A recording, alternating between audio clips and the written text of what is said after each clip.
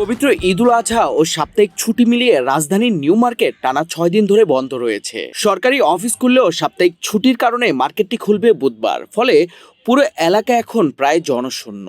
তবে এই নীরবতার মধ্যেই দেখা মিলেছে এক মানবিক গল্পের। নিউ মার্কেটে বসবাসকারী অসংখ্য পথবিড়াল দীর্ঘদিন ধরেই দোকানপাট ও মানুষের ওপর নির্ভর করে খাবার সংগ্রহ করে থাকে, কিন্তু মার্কেট বন্ধ হয়ে যাওয়ায় এসব অবলা প্রাণী খাবারের সংকটে পড়ে। এই পরিস্থিতির মধ্যেই তাদের পাশে দাঁড়িয়েছেন মার্কেটের নিরাপত্তা কর্মীরা। নিজেদের সীমিত সামর্থ্যের মধ্যেই তারা বিড়ালগুলোর জন্য খাবার ও পানির ব্যবস্থা করেছেন। প্রতিদিন নির্দিষ্ট সময়ে খাবার দিয়ে প্রাণীগুলোর খোঁজ খবর রাখছেন তারা। অফিস আদালত করছে ঠিকই, কিন্তু নিউ মার্কেট খোলে নাই। কেননা নিউ মার্কেট আজকে এমনিতে বন্ধ হয়েছে পরে 28 তারিখ।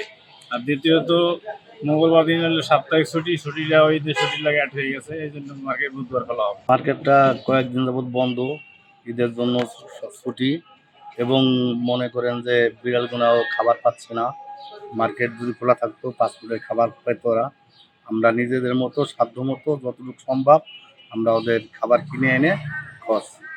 তারপরেও যে খাবারটার দরকার দিতে পারতাছি না, পুরো মোটামুটি কোনো রকম দিয়ে চালাই রাখতেছি। সব কিছু মালিক আল্লাহ, আলহামদুলিল্লাহ ওরা ভালো আছে। নিরাপত্তা কর্মীদের এই উদ্যোগ শুধু দায়িত্ববোধ নয়, বরং প্রাণীর প্রতি ভালোবাসা ও মানবিকতার একটি অনন্য উদাহরণ। যেখানে অনেক সময় মানুষ পথপ্রাণীদের উপেক্ষা করে চলে যায়, সেখানে তারা দেখিয়েছেন সহমর্মিতার এক সুন্দর দৃষ্টান্ত।